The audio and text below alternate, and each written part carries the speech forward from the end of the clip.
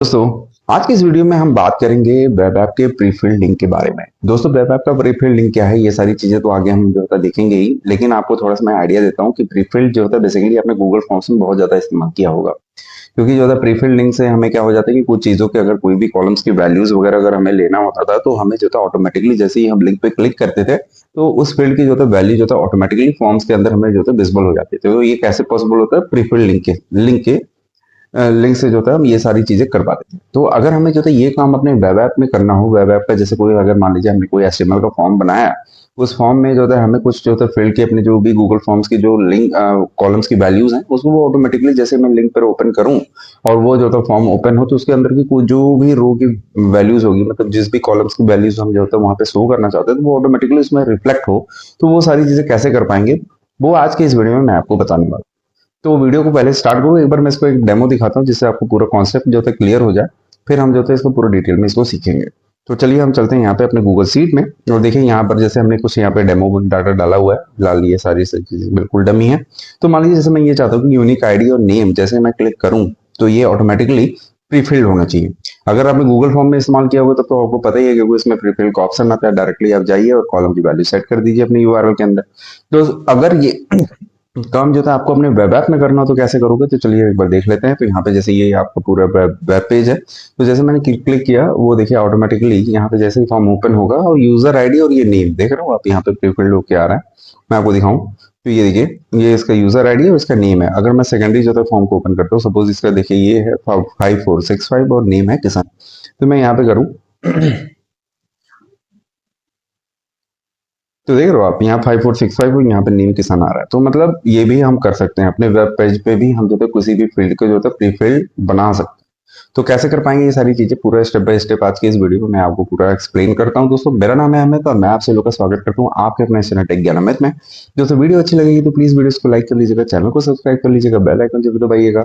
साथ ही साथ दोस्तों यदि वीडियो मेरे फेसबुक पेज पे देख रहे हो तो उसे भी लाइक कीजिएगा। तो दोस्तों विदाउट टाइम वेस्ट किए वीडियो को करता हूं मैं स्टार्ट। इसे समझने के लिए सीधे आ चुके हैं अपने गूगल सीट में। तो यहाँ पे आप देख सकते हो कि ये पूरा का पूरा जो डेटा है इसको हम क्या करते हैं कि किसी की मैं कॉपी बना लेता हूँ और इसमें मैं जाता पूरा या तो फिर मैं एक न्यू सीट बना लेता हूँ क्योंकि आपको स्टेप बाय स्टेप मैं सारी चीजें सिखाऊंगा। तो इसमें देखिए क्या है कि इसके अंदर एक एचटीएमएल का जो फॉर्म आप देख रहे हो तो आप इसको एचटीएमएल का फॉर्म आप बना सकते हो या तो आप बताएं तो मैं इसी वीडियो में आपको जो था बना के भी दिखाऊंगा। लेकिन एचटीएमएल का जो था फॉर्म बनाने में भी काफी टाइमिंग वेस्ट होगा, जिससे वीडियो थोड़ी सी लंबी होगी। लेकिन कोई नहीं, मैं जो थोड़ा सा आपको सिखाना है तो मैं आपको इसको पूरा प्रैक्टिकली आपको ये सारी चीजें सब कुछ करके दिखाता हूँ। लेकिन वीडियो बस वही होगा, थोड़ा सा लंबा हो जाएगा दोस्तों, बट कुछ सीखना है तो आपको टाइम देना होगा। तो चलिए मैं इसके लिए सबसे पहले तो अपने वीएस कोड खोल लेता हूँ। जैसे कि वीएस कोड में कुछ चीजें जो है हमें जैसे मैंने आपको स्टार्टिंग में बताया हुआ कि वीएस कोड में सारी कोडिंग करना काफी आसान होता है। मैं यहाँ पे लिख देता हूँ prefilled prefilled dot H T M L ऐसा करके मैं एक फाइल बनाता हूँ। जैसे कि अब यहाँ पे क्या करना है, मुझे थोड़ा सा अपना एच टी एम एल जो होता है लिखने में आसानी हो जाएगी। और यहाँ पे मैं एक बॉयलर प्लेट पहले बना लेता हूँ और ये बॉयलर प्लेट हमारा बनके इसका रेडी हो चुका है।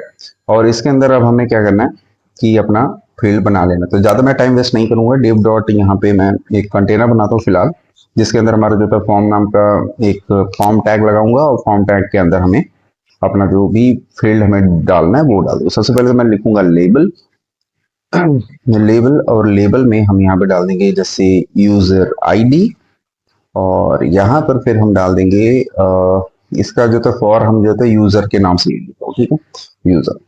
और ये हमें यूजर को लिखना था क्योंकि जब हमें वेब ऐप में हमें क्या दिखाना कि हमें तो बेसिकली दिखाना ही है या एचटीएमएल तो दिखाना ही पड़ेगा क्योंकि वो फॉर्म कैसे आ रहा है एचटीएमएल के थ्रू ही आ रहा है। तो हमें सबसे पहले तो अपने एचटीएमएल को बनाना पड़ेगा। देन इनपुट टाइप यहाँ पे हम लिख देते हैं टेक्स्ट, ठीक है। तो ये काफी आसानी से जो है हमारा काम हो जाएगा यहाँ पे। और नेम में भी हम डाल देते हैं यूजर और आईडी में भी डाल देते हैं हम यूजर, ठीक है। ये आप चेंज कर सकते हो, जरूरी नहीं कि आप यहाँ पे नेम और यूजर बिल्कुल सेम रखो। आप नेम को भी अपना अलग नेम दे सकते हैं, आईडी में भी अपना अलग आईडी आप डाल सकते हैं, ठीक है। अब यहाँ पे नेम हो गया, मतलब हमने यूजर आईडी के लिए बना लिया। देन हम इसी तरीके से इसी को कॉपी कर लेते हैं क्योंकि अब बनाने की ज्यादा जरूरत है, 3-4 फील्ड का हम बना लेते हैं यहाँ पे कॉपी पेस्ट, जिसमें एक में होगा हमारा नेम और एक में होगा मान लीजिए हमारी एज या फिर ऐसे ही कुछ भी ईमेल आईडी वगैरह जो भी देना चाहते हो आप दे दीजिए या फिर सिटी दे देते हैं, ज्यादा बेटर होगा। तो 3 कॉलम होगा और एक मोबाइल नंबर का डाल देते हैं। तो ये 3-4 कॉलम हमने बना लिया है। जो फील्ड है वो हमने क्रिएट कर लिया है। अब यहाँ पे हमें क्या करना है, अब यूजर आईडी के बाद हम यहाँ पे नेम दे देते हैं, और नेम में नेम हम दे देते हैं, और यहाँ पे लिखते हैं यूजर का नेम होगा, और नेम में हम इस बार डाल देते हैं इसको यूनेम, और आईडी भी हम सेम डाल देते हैं। ये फिर भी मैं दोबारा बोलूंगा कि आपको ये सेम नहीं करना है, आप अपने हिसाब से इसको कर सकते हो, इसमें कोई प्रॉब्लम नहीं है।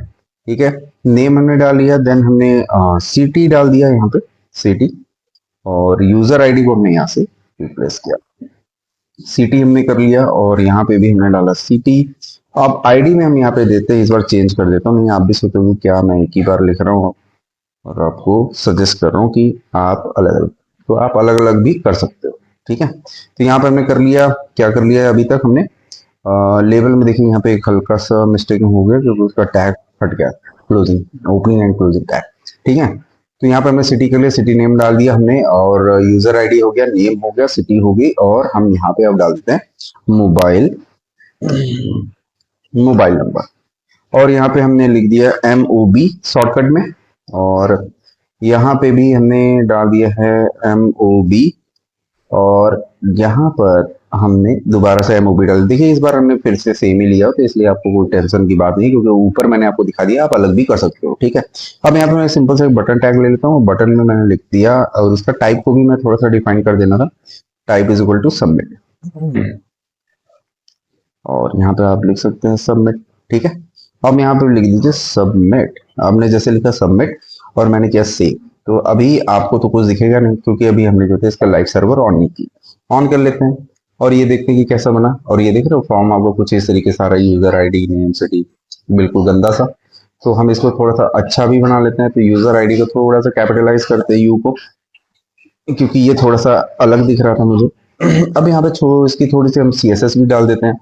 तो हम इनलाइन CSS तो नहीं यूज करें, इंटरनल CSS का इस्तेमाल करते हैं। तो इंटरनल CSS कैसे लिखा जाता है, आप यहाँ पे ऊपर जाएंगे, हेड टैग मतलब क्लोजिंग से पहले, और यहाँ सिंपली से आप टाइप करोगे स्टाइल, स्टाइल टैग के अंदर ओपनिंग क्लोजिंग के अंदर आप स्टाइल लिख सकते हो। देन आप स्टार लगाइए जो कि यूनिवर्सल सेलेक्टर है, और इसमें आप जो है पैडिंग मार्जिन जो बाय डिफॉल्ट हमें करना होता है वो 0 कर दीजिए, क्योंकि वो हल्का सा स्पेस लेता है, तो वो हमें नहीं चाहिए। मार्जिन यहाँ पे हमें 0 कर देना है, और यहाँ पे लिख देना है box sizing border box, border. ठीक है, यहाँ पे हमने कर लिया, बॉक्स साइजिंग बॉर्डर बॉक्स भी आ गया, हमारा जो स्पेसिंग था वो हट गया है। अब जैसे कि हमने बताया कि एक जो था हमने फॉर्म नाम का जो था डिप बनाया, डिप के अंदर जो था एक फॉर्म नाम का जो था हमने टैग डाला, तो आप डायरेक्टली फॉर्म को भी टारगेट कर सकते हो या फिर डिप को टारगेट कर सकते हो। मैं डायरेक्टली फॉर्म को ही टारगेट करता हूँ, फॉर्म को टारगेट किया, और इसकी विड्थ को हमने डिफाइन कर दी, मान लीजिए अब हमने इसको कहा 400 पिक्सल, और इसकी हाइट को हमने डिफाइन कर दिया, मान लीजिए 500 पिक्सल। अब ये देख लेते हैं कि ब्राउजर पे हमें किस तरीके से रिफ्लेक्ट करता है ये, और यहाँ पर हम एक कॉलम देना हम भूल गए हैं, और एक कॉलम दे देते हैं, तो ठीक है। ब्राउजर में देख रहे हो किस तरीके से दिख रहा है, बिल्कुल गंदा सा। एक काम करते हैं, 400 एंड 500 पिक्सल तो हमने दे ही दिया है, एक काम करते हैं इसमें हम बॉर्डर लगाते हैं, जिससे हमें आइडिया मिले कि ये कितना दूर तक जा रहा है। 1 पिक्सल सॉलिड डालता हूँ मैं,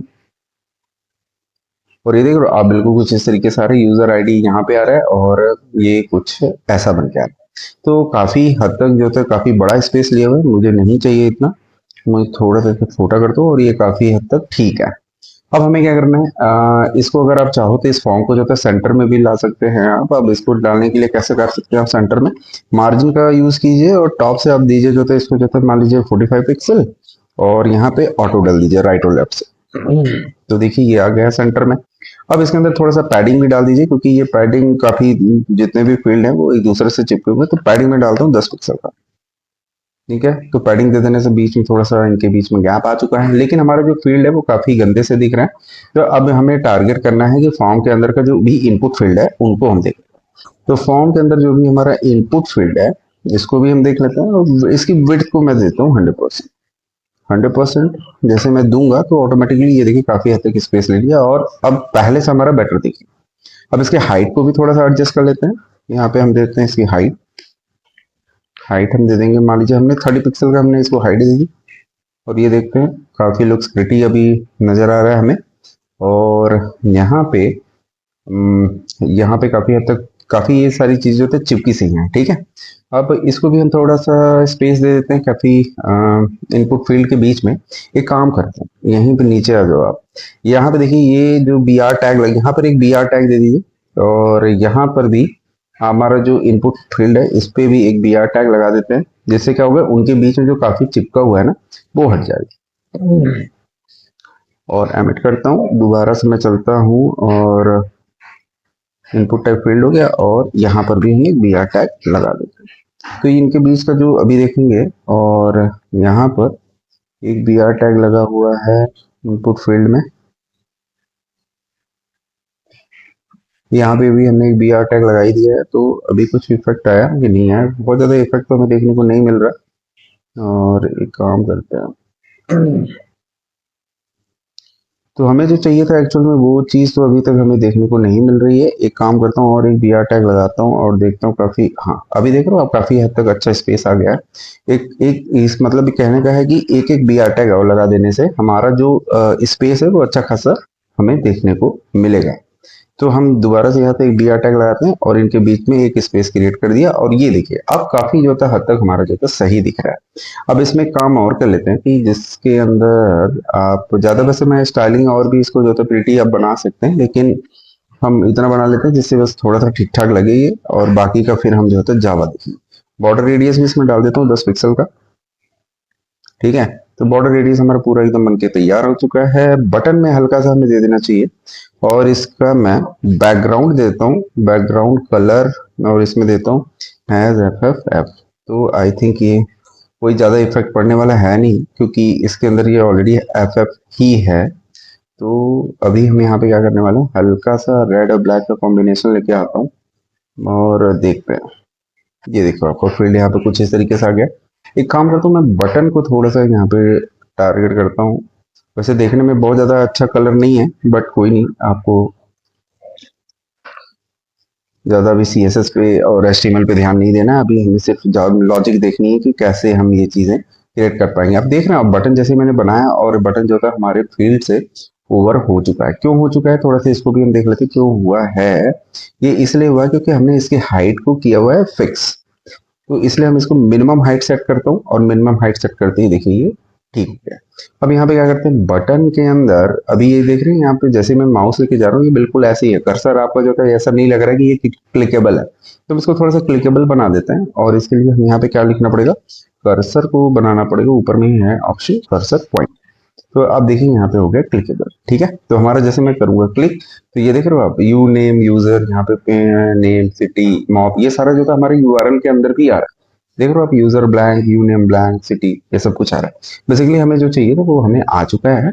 अब हमें क्या करना है, ये वाला जो डेटा है इसको कॉपी करना है, क्योंकि हमें अभी जो नीड थी वो पूरी रेडी हो चुकी है। क्योंकि हमें फॉर्म चाहिए जिसके अंदर वो सारी चीजें हमें दिखाना है, तो हमें वो चीजें मिल चुका है।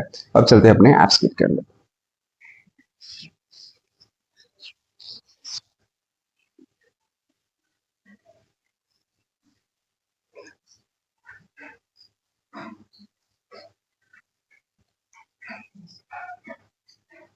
तो एब्स्क्रिप्ट में हम आ चुके हैं, और यहाँ पे हमें क्या करना है कि जो कि हमें HTML अपना जो था डेटा ऐड करना है। तो सबसे पहले तो एक टेबल में, मतलब इसके अंदर एक हमें पेज ऐड करना होगा जिसका नाम हमने दे दिया index.html। इसके अंदर हमें जो था इसका बॉयलर प्लेट मिल रहा है, लेकिन हम इसको क्या करते हैं, चेंज करके अपना वाला डाल देते हैं, ठीक है। तो यहाँ पे ये पूरा बनके हमारा तैयार हो चुका है। तो अब हमें क्या करना है वो चीज़ बताइए। तो हमें अभी यहाँ पे क्या करना है कि अभी ये जो फील्ड है जिसके लिए हमें इसका एक यूआरएल जनरेट करना होगा। अब इसके लिए चलते हैं न्यू डिप्लॉयमेंट में, और यूआरएल जनरेट करने के लिए सबसे पहले तो इसको डिफाइन करना पड़ेगा वेब ऐप के लिए। और वेब ऐप में आपको जैसे कि सभी को यूज करना है, तो आप यहाँ पे ओनली माई सेल्फ की जगह पे आपको रखना है एनीवन, मतलब कोई भी इस्तेमाल कर पाए। तो इसलिए हु हैज एक्सेस में आपको सेट करना है एनीवन, देन आपको डिप्लॉय कर देना है।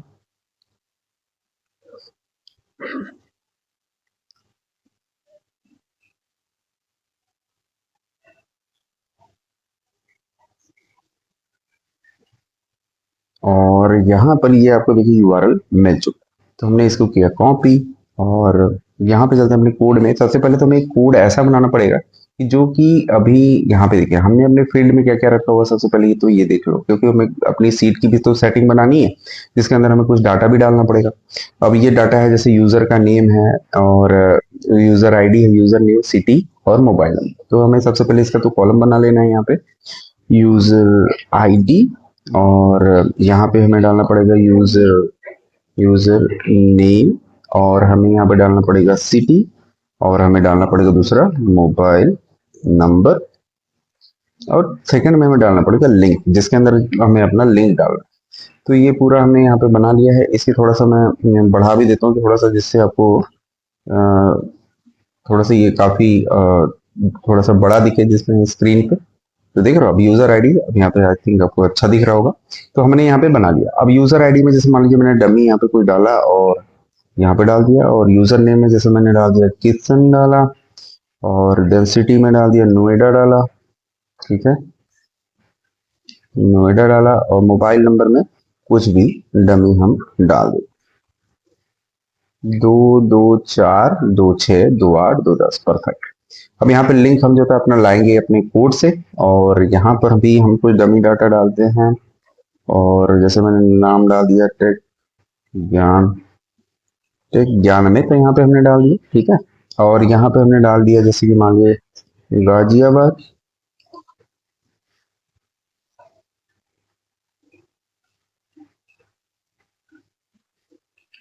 गाजियाबाद हमने डाला। आई थिंक स्पेलिंग पता नहीं सही है कि नहीं है, बट डाल दिया।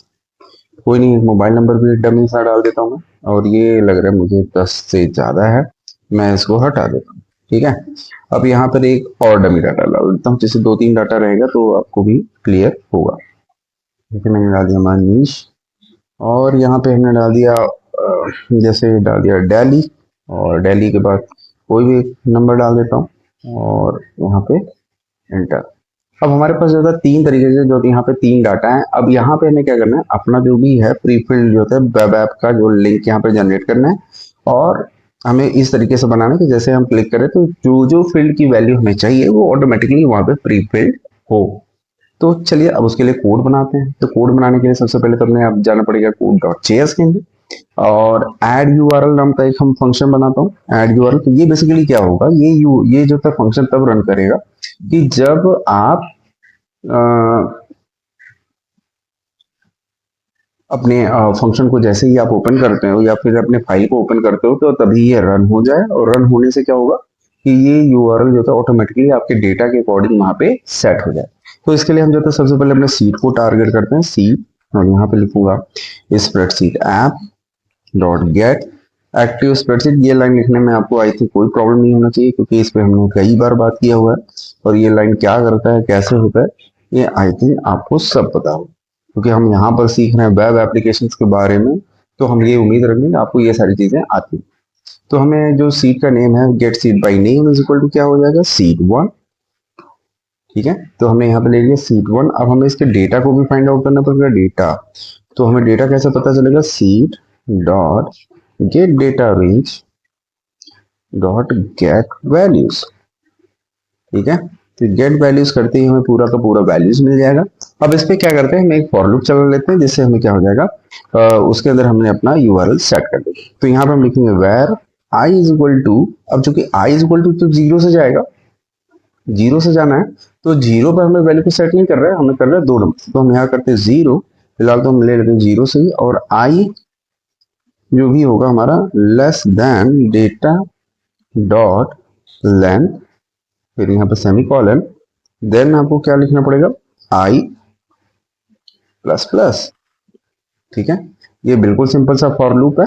और फॉर लूप में हमें क्या करना है कि हमें जो यूआरएल है, जो हमारा वेब ऐप का यूआरएल है, तो हम एक उसको भी लेते हैं web app URL is equal to हमारा जो भी यूआरएल ये वाला, इसके अंदर हम पेस्ट करते हैं, ये हमारा यूआरएल आ चुका है। अब इसके अंदर हमें जो है पैरामीटर पास करेंगे। तो पैरामीटर कैसे पास करेंगे, ये चीजें हमें देखनी पड़ेंगी।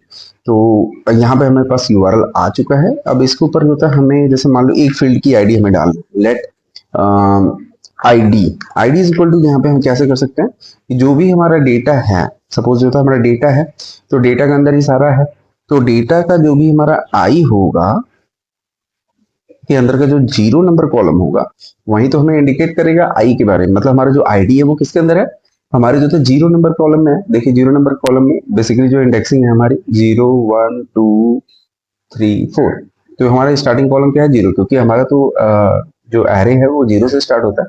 तो हमने लिख दिया 0, 0 का मतलब हो गया फर्स्ट कॉलम। ठीक है, यहाँ पे आईडी ले लिया। अगर आपको कोई और भी कॉलम है, अभी तो फिलहाल मैं एक स्टार्टिंग का ही देके दिखाऊंगा। जैसे मैंने ले लिया नेम, और नेम हमारा कौन से कॉलम है, डेटा का जो आई नंबर रो है, सॉरी आई नंबर का आई है जो, मतलब जो बेसिकली मेरे रो को इंडिकेट करेगा, और उसका 1 नंबर कॉलम। ठीक है, जो कि हमारा नेम का है। तो हमने जो है सारी चीजें को टारगेट कर लिया है। अब हमें क्या करना है, यहाँ पे कुछ भी नहीं करना। अब हमें जो है इसके अंदर ये सारी चीजें को जो है पास कर देना, सिंपल। तो चलिए मैं दिखाता हूँ सबसे पहले पास कैसे करते हैं। अब यहाँ पे देखिए आईडी है और नेम है, और तो यहाँ पे कैसे यूआरएल के अंदर पैरामीटर कैसे पास होता है। तो यूआरएल के अंदर जो पैरामीटर पास करने का जो तरीका है वो कुछ ऐसा है। तो देखिए यहाँ पे आपको जाना है, और टेम्पलेट स्ट्रिंग का आई थिंक आप इस्तेमाल करो तो ज़्यादा बेटर होगा, क्योंकि इसमें काफ़ी चीज़ें जो होता है आसानी से हो जाती हैं। तो टेम्पलेट स्ट्रिंग क्या होता है अगर आपको नहीं पता है तो यहाँ पर थोड़ा सा मैं आपको आइडिया देता हूँ। टेम्पलेट स्ट्रिंग में बेसिकली आपको जो है जैसे हम दो वर्ड को यूज करना होता है, कॉन्कैटिनेट करना होता है, तो हम वहाँ पे हमें क्या करना होता है, प्लस साइन का इस्तेमाल करते हो। तो इस टेम्पलेट स्ट्रिंग के अंदर जावास्क्रिप्ट का है, मतलब ये भी एक मेथड है। इसके अंदर जो था आप से आपका जो टैब की के ऊपर जो टैब जो आपका की होता है उसके जस्ट ऊपर में ही ये सिंबल होता है, उस पर आप क्लिक करके ये यूज कर सकते हो। तो इसके अंदर एज इट इज आप डेटा पास कर सकते हो। तो जैसे कि मुझे मान लीजिए आईडी को पास करना है, तो यहाँ पे आपको करली ब्रैकेट लगाना है, और करली ब्रैकेट लगाने के बाद डॉलर का निशान, देन करली ब्रैकेट, और देन आपको आईडी पास कर दो। ठीक है, तो यहाँ से आपको देखिए आईडी यहाँ पे ऐड होगा। अभी तो मैं फिलहाल आईडी ही डाल के आपको दिखाने वाला हूँ। तो उसके बाद जो है नेक्स्ट और भी मान लीजिए जैसे तरीके मैंने और भी पैरामीटर आप पास करना चाहते हो तो वो कैसे करोगे वो भी अभी जस्ट हम देखने वाले हैं। तो फिलहाल तो हमारे यहाँ तक काम हो चुका। अब हमें यहाँ पे क्या करना है, तो सीड डॉट गेट रेंज, क्योंकि हमें ये यूआरएल को अब ऐड भी करना है। तो कैसे कर सकते हैं हम इसको, आई हमारा जो तो वेरिएबल है, और आई हमारा 0 से चलेगा, जो कि हमारे 0 नंबर का कोई रो होगा नहीं। और चूंकि हमारा जो तो काउंटिंग आप देखोगे तो ये हमें कौन से नंबर रो से ऐड करवाना है, 2 नंबर। तो i+2 हमने यहाँ पे किया, और देन हमें कौन से कॉलम में ये सेट करना वैल्यू, तो हमारे जो है 5th नंबर कॉलम के अंदर जो है सेट करना। तो यहाँ पे हमने से यहाँ लिया column number 5 dot set value, और यहाँ पे हमारा वेब ऐप यूआरएल, ये हमने यहाँ पे कर दिया। अब चूंकि अभी आप सीट के साथ काम करने वाले हो तो यहाँ पर एक बार और परमिशन देना होगा। तो देखते हैं, एक बार रिव्यू करते हैं परमिशन।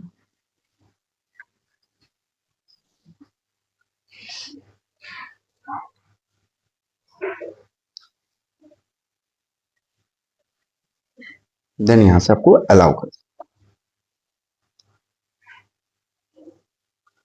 तो ये आपका कोड रन हो चुका है। एक बार हम चलते हैं यहाँ पे, और ये देखिए आपको यूआरएल पे ऐड, ये देख रहे हो आप, यहाँ पे भी जाओ, यहाँ पे भी आप, मतलब कहीं से भी आप देख, यहाँ पे देख रहे हो। अगर हम यहाँ पे जा रहे हैं तो ये एक जो था एक्स्ट्रा रो पे चल रहा है, जो कि मुझे नहीं चाहिए, क्योंकि एक्स्ट्रा रो पे यहाँ पे कोई वैल्यू थी ही नहीं, तो यहाँ पे चलने की कोई जरूरत तो था नहीं। तो हम यहाँ पे क्या कर सकते हैं, आई इज जो था less than data dot length, यहाँ पे तो हम कर ही रहे हैं। तो यहाँ पर हम एक चीज कर सकते हैं, डेटा डॉट लेंथ आई अगर मैं जो है 0 से स्टार्ट करता हूँ और लेंथ तक जाना है, तो हमें अभी हमारा डेटा कहाँ तक है। अभी एक चीज देखो, आप यहाँ पे आप जाओगे तो यहाँ तक डेटा है, ये देख रहे हो आप, डेटा डॉट लेंथ मतलब, अब डेटा डॉट लेंथ का मतलब हो गया 4। ठीक है, तो इसने 4 तक ही चला है, लेकिन हमें क्या करना है, ऊपर के हेडर को हमें नहीं लेनी। ऊपर का हेडर अगर लेके चलेंगे तो हमें क्या प्रॉब्लम आएगी, ऊपर का हेडर से हमें जो है ये स्टार्ट यहाँ तक मतलब 4 टाइम्स रन हो, तो ये एक्स्ट्रा जा रहा है, तो मुझे ये नहीं चाहिए, क्योंकि गेट डेटा डॉट रेंज हमें पूरे हेडर के साथ तक की वैल्यू देता है, तो हमें ये चीज नहीं करना। तो हमें यहाँ पे करना है 1, और जैसे मैंने किया 1, तो आई अगर हमारा 1 हो चुका है तो इसमें हमें 2 को ऐड नहीं करना है, हमें 1 करना है, क्योंकि 1 और 1 ऑलरेडी ऐड होकर के हो जाएंगे 2। तो ये चीज अभी मैं इसको हटा देता हूँ और दोबारा से रन करके आपको दिखा दूँ। तो मैं क्या कह रहा हूँ पहले मैं आपको एक बार समझा भी दूंगा कि एक्चुअली देख रहे हो आप, अब बिल्कुल परफेक्टली आ चुका है। तो हमें जो एक्चुअल में जो नीड था वो आ चुका है। अब यहाँ पे देखो आप, ये सब कुछ आ रहा है। अब यहाँ पर एक काम कर लीजिए, ये सीसी के अंदर जो था मैं क्वेश्चन मार्क लगाया और ऐड तो कर दिया यहाँ पे। और एक काम करता हूँ, तो एक काम, हाँ तब हो गया ना। अब हमें यहाँ पे क्या करना है, तो अभी हम इसको एक बार ओपन करके देखते हैं कि ये रन जो हमें चाहिए था वो पैरामीटर्स वगैरह इसके अंदर जा रहे हैं कि नहीं जा रहे हैं, वो सारी चीजें एक बार देख लेते हैं। Script function not found, yes यहाँ पे देखिए प्रॉब्लम अभी भी आ रही है क्योंकि हमने जो था डू गेट फंक्शन को यूज नहीं किया है। तो अभी हमारे वेब ऐप जो है दिखेगा नहीं। तो वेब ऐप को हमें दिखाने के लिए जाहिर सी बात है एक इसके अंदर फंक्शन होता है डू गेट। डू गेट जब तक आप इस्तेमाल नहीं करेंगे तब तक आपने वेब ऐप को नहीं दिखा पाएंगे। तो एक सबसे पहले तो हम यहाँ पे एक फंक्शन बनाता हूँ और इसमें हम लिखते हैं डू गेट। डू गेट में हम एक पैरामीटर भी पास कर देते हैं ई नाम का। ई मतलब इवेंट, आप कुछ भी डाल सकते हो, जरूरी नहीं है अब ई पास करें।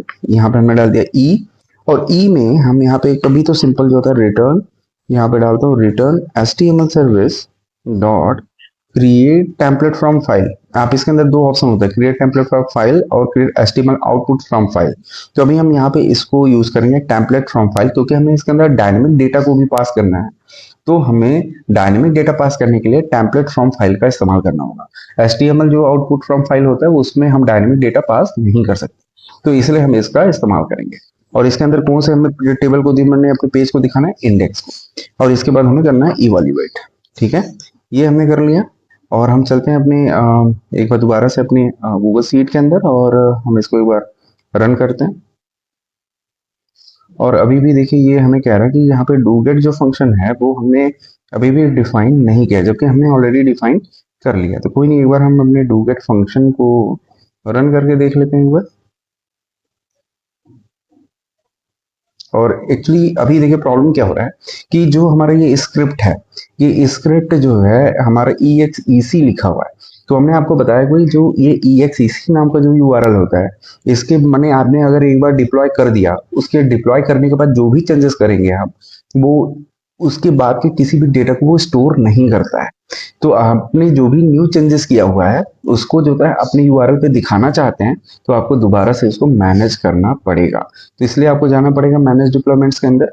आपने जो भी नए नए जो भी अपनी नए चेंजेस किया है उसके लिए आपको एडिट करना पड़ेगा, अपने वर्जन को चेंज करके न्यू वर्जन पे डालना पड़ेगा, देन आपको डिप्लॉय करना है। और जब आप दोबारा से आप जो अपने यूआरएल पे क्लिक करेंगे तो ये सारी चीजें, मतलब आपका कहने का मेरा जो मतलब ये होगा कि आपका यूआरएल चेंज नहीं होता है, बस आपने जो अपडेशन किया हुआ है वो यूआरएल में रिफ्लेक्ट हो, इसके लिए आपको वहां पे मैनेज डिप्लॉयमेंट पे क्लिक करके चीजें अपडेट कर देनी है। तो देखिए आपका जो यूआरएल है वो यहाँ पे आ चुका है। तो यहाँ पर अभी आप देखिए, ये देख लो आप, अभी आपके यूआरएल के अंदर ये आईडी जो यहाँ पे जा रही है HJGJ768, ये बेसिकली क्या है, HJGJ768। तो इट मीन्स हमारे यूआरएल के अंदर जो भी हमने पैरामीटर पास किया हुआ था वो हमें यूआरएल के अंदर रिफ्लेक्ट हो रहा है। अब इस यूआरएल को हमें बेसिकली इसके अंदर डालना है, क्योंकि ये जो यूआरएल के अंदर हमने पास किया है पैरामीटर वो हमें अपने फॉर्म में दिखाना है। तो वो चीज अब कैसे करेंगे वो हम देख रहे हैं, क्योंकि अभी तक हमने जो किया था वो हमें यहाँ पे मिल रहा है, हमें अपने यूआरएल के अंदर वो चीज पास कर दी है। अब उस यूआरएल के डेटा को हमने अपने फॉर्म के अंदर दिखाना है। तो चलिए देखते हैं वो कैसे कर पाएंगे। इसके लिए हम चलते हैं अपने स्क्रिप्ट के अंदर और जहाँ पे हमने अपना कोड लिखा हुआ है। और अभी यहाँ पे क्या करना है कि हमारा तो ये जो काम था वो हो चुका है। अभी काम करता हूँ मैं, सबसे पहले तो कंसोल डालता हूँ जिससे मैं आपको दिखा पाऊँ कि एक्चुअली ये डाटा को हम एक्सेस कैसे कर सकते हैं। कि तो सबसे पहले हमने यहाँ ई डाल दिया, कंसोल डॉट लॉग ई। अब यहाँ पे ई जो कंसोल आपने डाला हुआ है, ये जब तक आप अपने मैनेज डिप्लॉयमेंट में जाके अपने यूआरएल को अपडेट नहीं करेंगे तो ये जो कंसोल है ये आपको दिखेगा नहीं। तो यहाँ पे मैं चलता हूँ सबसे पहले मैनेज डिप्लॉयमेंट में, और यहाँ से हम अपने वर्जन को फिर से न्यू वर्जन में डालते हैं। क्योंकि जैसे मैंने देखिए आपने हमने डूगेट का इस्तेमाल तो कर लिया था, लेकिन जैसे ही मैं क्लिक किया विदाउट अपडेट किया हुआ यूआरएल, तो वो कह रहा है कि डूगेट आपने बनाया नहीं है, जबकि हमने बनाया हुआ था। वो क्यों होता है, क्योंकि EXEC का जो एंड वाला यूआरएल, मतलब इस टाइप के जो यूआरएल होते हैं जिसके लास्ट में EXEC होता है, वो वो यूआरएल तभी काम करेगा जब भी आप उसको जो है अपडेट करते हैं। मतलब आपने कुछ अगर चेंजेस कर दिया अपने कोड के अंदर तो वो रिफ्लेक्ट तभी होगा जब अपने यूआरएल को अपडेट करोगे। तो अभी हमने क्या कर दिया, अपने यूआरएल को अपडेट किया और देन हमने कंसोल डॉट लॉग ई पास किया, के अंदर ई पास किया। तो अब हम ये देखेंगे कि हम जो यूआरएल के अंदर पैरामीटर डाल रहे हैं वो हमें अपने डेटाबेस में, मतलब हमें यूआरएल पे कैसे मिलती है। तो अब चलते हैं दोबारा से, अब इसको मैं करता हूँ क्लोज। और यहाँ पर मैं अपने स्प्रेडशीट के अंदर आता हूँ और यहाँ पर मैं आपको इसको दिखाता हूँ। तो यहाँ पे आ चुका है। अब हम अपने चलते हैं डू गेट वाले जो हमारा फंक्शन है, इसको मैं एक बार चेक करता हूँ। इसके लिए आपको जाना पड़ेगा एग्जीक्यूशन के अंदर, और ये देखिए हमारा डू गेट वाला जो फंक्शन है वो यहाँ पे रन हो चुका है। और इसके अंदर हम देखेंगे कि मतलब ई जो नाम का पैरामीटर हमने पास किया वो यहाँ पे कैसा आउटपुट हमें देगा। देख रहे हो आप, क्वेरी स्ट्रिंग दिया हुआ है, पैरामीटर दिया हुआ है, कंटेंट लेंथ दिया हुआ है, कॉन्टेक्ट का पाथ, पैरामीटर्स यहाँ पे दिए हुए हैं। ठीक है, तो ये बेसिक पैरामीटर्स जो है ये बेसिकली एरे ऑफ ऑब्जेक्ट है, और इसके अंदर ये सिर्फ हमारा यहाँ पे ऑब्जेक्ट। ठीक है, तो हमें यहाँ पे क्या करना है कि इसको हमें जो है एक्सेस करना है। तो हमें यहाँ पे एक्सेस कैसे कर सकते हैं, हम इसको हम थोड़ा सा देखते हैं। और इसके लिए हमें यहाँ पे देखिए पैरामीटर नाम का एक यहाँ पे हमारा की है, तो हमें कैसे यूज करेंगे इसको हम देख लेते हैं। और यहाँ पे देखिए डायरेक्टली हमने जो था आईडी यहाँ पे पास किया हुआ है, सीधा सीधा हमने एक आईडी पास किया हुआ है यहाँ पे। तो सीधा जो है हमें आईडी पास किया हुआ है, तो इसलिए हमें वो की नहीं दिखाई पड़ रहा है जिसको मैं टारगेट करता हूँ। तो हम टारगेट कैसे कर सकते हैं, तो टारगेट करने के लिए डायरेक्टली हम इस तरीके से ना लिखते हुए यहाँ पर हम जो है एक की पास कर देते हैं, क्योंकि हमें जब तक की मिलेगा नहीं तब तक हम जो है डायरेक्टली इस वैल्यू को गेट नहीं कर पाएंगे। यूआरएल में हमने डायरेक्ट आईडी पास किया हुआ है, तो हम आईडी पास कर देने से जो है हम इसको एक्सेस नहीं कर पाएंगे। इसके लिए हम यहाँ पे एक आईडी नाम का जो है कॉलम बनाएंगे और आईडी इज इक्वल टू ये डाल देंगे। तो इससे क्या हो जाएगा, जो भी आईडी होगी अब हमें जो है यहाँ पे एज ए की, जैसे आप जावास्क्रिप्ट में ऑब्जेक्ट और की और वैल्यू में, ऑब्जेक्ट के अंदर जो की और वैल्यू होता है अब वो इस तरीके से काम करेगा। ठीक है, अभी आपने आईडी डाला तो आईडी को जो है हमें अपने यूआरएल के अंदर रिफ्लेक्ट कराना होगा। तो इसके लिए फिर से अपने ब्राउजर में जाना है और मतलब डिप्लॉय में जा करके आपको इसको जो है अपडेट कर देना। जब तक आप अपडेट नहीं करेंगे तो ये आईडी हमें अपने ब्राउजर में मतलब हमारी यूआरएल के अंदर रिफ्लेक्ट भी नहीं होगा। तो हमने यहाँ पे ये काम कर लिया, तो अब इसको करता हूँ मैं डन, और दोबारा से चलता हूँ मैं इसको दोबारा करता हूँ क्लोज। और यहाँ अब यहाँ पे चल के मैं इस वाले लिंक पे क्लिक करता हूँ, फर्स्ट वाले पे, और इसको देखते हैं कि इस बार कैसा आता है। तो देख रहे हैं यहाँ पे अभी भी जो भी हमने यूआरएल अपडेट किया हुआ था वो यहाँ पे आईडी है, यहाँ पे हमें देख नहीं रहा, आईडी इज इक्वल टू यहाँ पे देखिए भी नहीं आ रहा है, जबकि हमने यहाँ पे आईडी इज इक्वल टू यहाँ पे हमने डाला हुआ है। या फिर आईडी, चलिए एक बार देखते हैं और अपने इसमें चलते हैं एक बार एग्जीक्यूशंस में, और ये दिखना चाहिए, क्योंकि अगर हम दिखेगा नहीं तब तक हम इसको एक्सेस भी नहीं कर पाएंगे। और यहाँ पे अभी भी आप देख रहे हो पैरामीटर्स में जा करके हमें अभी अपनी आईडी नहीं दिख रही, क्योंकि हमें जब तक पैरामीटर के अंदर हमारे यूआरएल में जब तक ये आईडी आएगा नहीं तब तक हम इसको एक्सेस नहीं कर पाएंगे। एक काम करता हूँ मैं इसको चेंज करके यूजर आईडी कर लेता हूँ, तो आई थिंक मुझे अब ये रिफ्लेक्ट होना चाहिए।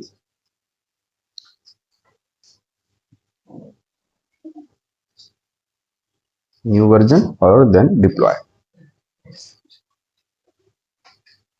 यहाँ से करता हूँ मैं डन, और अपने स्प्रेडशीट में चलता हूँ और ये जो हमने अभी फॉर्म बना था इसको करता हूँ मैं क्लोज, और मैं इस पर क्लिक करके एक बार दोबारा चेक कर लेता हूँ।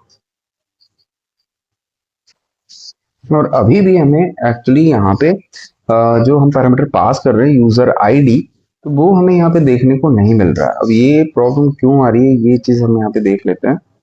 क्योंकि आएगा नहीं तो फिर हम इसको एक्सेस भी नहीं कर पाएंगे। ओ, प्रॉब्लम जहाँ में यहाँ पे क्यों हो रही है, क्योंकि हमने ये यूआरएल को जो है कहाँ पे यूज किया हुआ है। एक काम करते हैं अपने सीट में चलिए और यहाँ पे आइए। हमने तो ये जो यूआरएल हम पास कर रहे हैं ये बेसिकली इस फंक्शन के थ्रू पास कर रहे हैं। जब ये फंक्शन हमने एक बार रन किया, तो हमने जब रन किया तो ये वाला यूआरएल तो यहाँ पे ऐड है, इसी यूआरएल को हम बार बार हिट कर रहे हैं, तो हमें अपने यूआरएल को अपने सीट के अंदर भी तो अपडेट करना होगा। तो हमें यहाँ पे क्या करना पड़ेगा, ऐड यूआरएल पे जाकर के क्लिक करना है और दोबारा से हमारा जो यूआरएल है उसको भी चेंज करना होगा। और ये देखिए user ID is equal to यहाँ पे आ चुका। अगर मैं अब दोबारा से अगर जाऊं और अपने यूआरएल पे ओपन करूं तो हमारा जो आईडी होगा वो अब रिफ्लेक्ट होगा। ये देख रहे हो आप, user ID is equal to ये आ चुका है। तो हमें बेसिकली ये जो अब अपने जो कंसोल में जाके आप देखिए, कंसोल में आपको कैसा दिखेगा,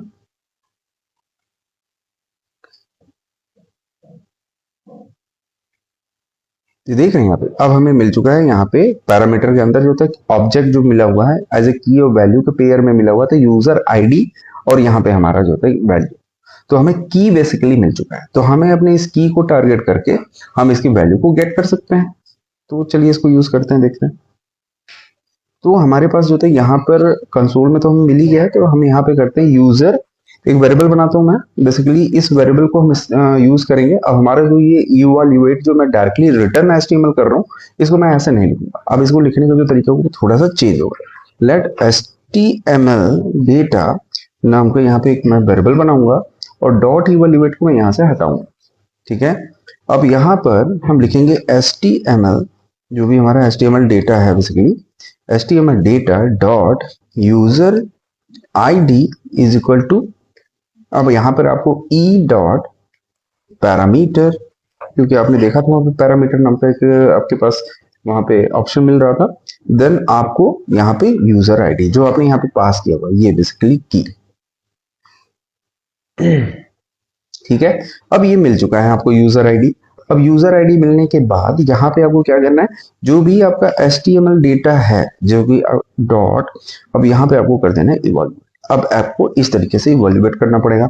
अब हमने यहाँ पे क्या किया, ये बेसिकली हमारा एक जो होता है वेरिएबल यूजर आईडी नाम का एक वेरिएबल ये है, ये यूजर आईडी अलग है, ये हमारी वैल्यू को एक्सेस कर रहा है। ये इसको मैं यहाँ पे कर देता हूँ यूनिक आईडी, या सपोज ऐसा लिख देता हूँ जिससे आपको थोड़ा सा कंफ्यूजन ना हो। यूनिक आईडी मैंने कर लिया, तो यूनिक आईडी बेसिकली हमारा वेरिएबल है। अब इस वेरिएबल को मैं अपने एचटीएमएल टेम्पलेट के अंदर यूज करूंगा।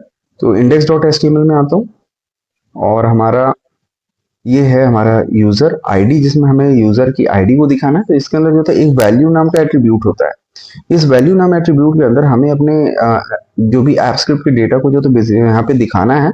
तो इसकी जो ये टेम्पलेट है इसके अंदर जो है हमें इसको दिखाना है। तो इसको जो भी हमारा वेरिएबल है वो हम यहाँ पे ऐड, तो ये जो टैग है ये क्या काम करता है ये मैंने आपको पहले भी बताया हुआ है। तो अगर आपने इसको देखा होगा तो ये आपको कोई प्रॉब्लम नहीं आएगा। तो इसके अंदर बेसिकली हम जो है अपने वेरिएबल्स की वैल्यू को दिखा सकते हैं। जो भी हम अपने कोड डॉट जेएस से जो भी हम जो फंक्शन लगाते हैं और वहां से अगर कोई भी वेरिएबल अगर हम जो है बनाते हैं और उसको अपने एचटीएमएल के अंदर दिखाना है, तो हमें इस टेम्पलेट टैग के अंदर इस तरीके से वैल्यू को दिखा सकते हैं। ये सारी चीजें जो है हमने आपको स्टार्टिंग के वीडियो में बताया हुआ है। अगर आपने नहीं देखा है फिलहाल तो आई होप आपको देखना चाहिए, क्योंकि इस लेवल पे आप काम कर रहे हो तो ये सारी बेसिक चीजें आपको पता होनी चाहिए। अगर फिर भी नहीं देखा है तो आप एक बार जरूर जाके देख लीजिएगा, जिससे आपको जो ये बेसिक कॉन्सेप्ट है वो पूरा क्लियर है। तो चलिए एक बार हम डिप्लॉय कर लेते हैं, क्योंकि हमने काफी कुछ चेंजेस किया है तो उसको भी हमने यूआरएल के अंदर अपडेट करना है। तो हम यहाँ पे मैनेज डिप्लॉय में जाकर के अभी न्यू वर्जन ले लेते हैं और देन मैं कर देता हूँ डिप्लॉय।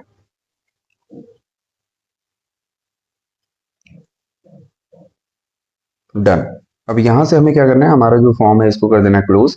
और जैसे हमने किया क्लोज और इसके बाद हमें चलते हैं यूआरएल के अंदर और यहाँ से हमारा यूआरएल में अब देखते हैं कि जो भी हमने आईडी पास किया वो हमें विजिबल हो रही है कि नहीं हमारे फॉर्म्स के अंदर। तो वो अभी पता चल जाए। The script is completed but did not return anything. तो यहाँ पर अभी देखिए कंप्लीट तो हो गया लेकिन रिटर्न नहीं कर रहा है। क्यों नहीं कर रहा है, क्योंकि यहाँ पर हमने रिटर्न नाम का कीवर्ड लिखा ही नहीं है। तो ये चीज भी आपको ध्यान देना है कि आपको यहाँ पर रिटर्न कीवर्ड लिखना है। जब तक आप रिटर्न नहीं करेंगे तब तक आपको अपना जो वेब पेज है वो रिफ्लेक्ट नहीं होगा। तो हमें यहाँ से जो चेंजेस है उससे दोबारा से अपडेट कर लेते हैं न्यू वर्जन।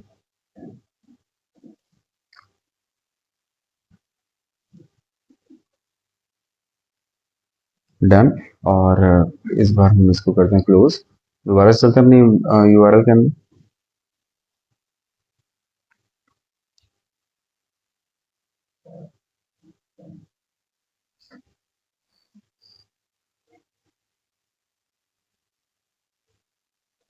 देख रहे हैं यहाँ पे यूजर आईडी आपकी आ चुकी है यहाँ पे। और दोबारा से यहाँ पे आप जाएं, जैसे मैंने इस पे क्लिक किया हुआ था, अगर आप इस वाले पे जाएं और दोबारा से यहाँ पे क्लिक करें,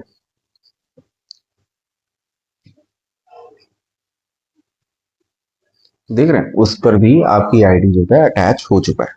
तो इस तरीके से जो है आप यहाँ पे अपने यूआरएल्स को ऐड ऑन कर सकते हो, मतलब प्रीफिल्ड बना सकते हो अपने वेब पेज को भी।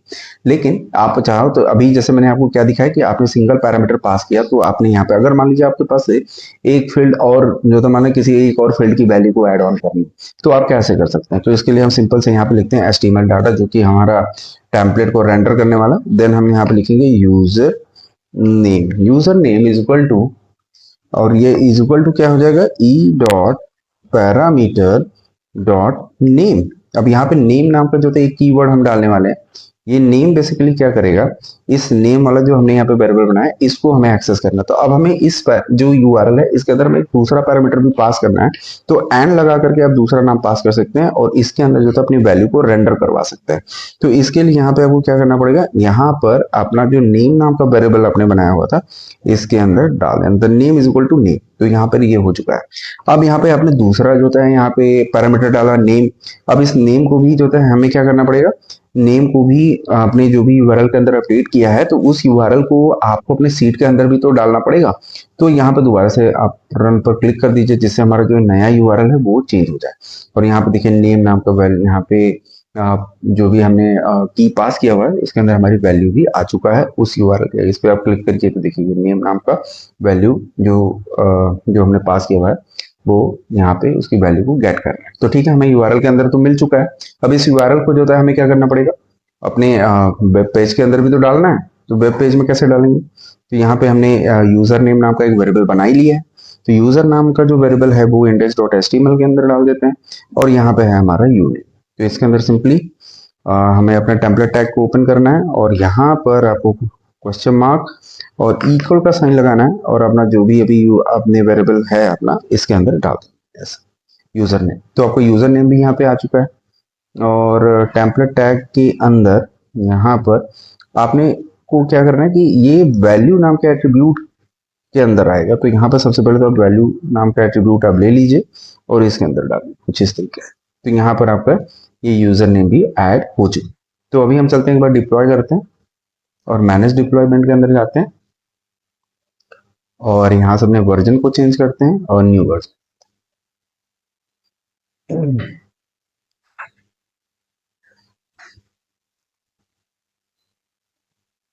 और अब चलते हैं हम दोबारा से यूआरएल को एक बार ओपन करके देखते हैं और यहाँ से हमने भी यूआरएल को ओपन किया और ये हमारा जो तो मतलब हमारे वेब पेज के, और ये देखिए यहाँ पे यूजर आईडी भी आ चुका है, नेम भी आ चुका है। ठीक है, तो इस तरीके से जो होता है आप जो तो मल्टीपल फील्ड्स को भी ऐड ऑन कर सकते हैं। तो एक चीज आप और भी मैं आपको जाते जाते बता देता हूँ, क्योंकि आप देखिए ये यूआरएल काफी लंबा दिख रहा है। मुझे इतना बड़ा यूआरएल नहीं दिखाना है, मुझे इस यूआरएल को जो है बिल्कुल छोटा दिखाना है। जैसे कि हम लोग जो है हाइपरलिंक का इस्तेमाल करते हैं, तो आप स्क्रिप्ट का इस्तेमाल करके हाइपरलिंक कैसे लगा सकते हैं। वैसे तो आप जाते स्क्रिप्ट के अंदर फॉर्मूले भी लगा सकते हो, डायरेक्टली सेट फार्मूला के अंदर आप हाइपरलिंक सेट कर दो तो जैसे वो सीट के अंदर अपेंड होगा तो वो फार्मूला विजिबल होता है। मुझे वैसा नहीं चाहिए, मुझे जो है ऐसा लिखना है कि जो तो फार्मूला भी विजिबल ना हो और वो हाइपरलिंक बन भी जाए। तो यहाँ पे आप जो सेट वैल्यूज कर रहे हैं ना इसको आपको चेंज करना पड़ेगा। तो इसको मैं करता हूँ यहाँ से कट और यहाँ पे जो होता है सेट रिच टेक्स्ट वैल्यू करके आता है यहाँ पे रिच टेक्स्ट वैल्यू। और इसके अंदर जो है एक मेथड होता है, यहाँ पे आपको स्प्रेडशीट ऐप डॉट यहाँ पे आपको मिल जाएगा रिस्ट। एक सेकंड, यहाँ पे आपको सजेशन भी दे देगा जिससे हमें लाइन क्लियर। स्प्रेडशीट के अंदर आता है और डॉट रिच टेक्स्ट वैल्यू, ये देख रहे हो आपको ये लाइन लिखनी पड़ेगी spreadsheet app dot rich text value. Basically new rich text value है ये।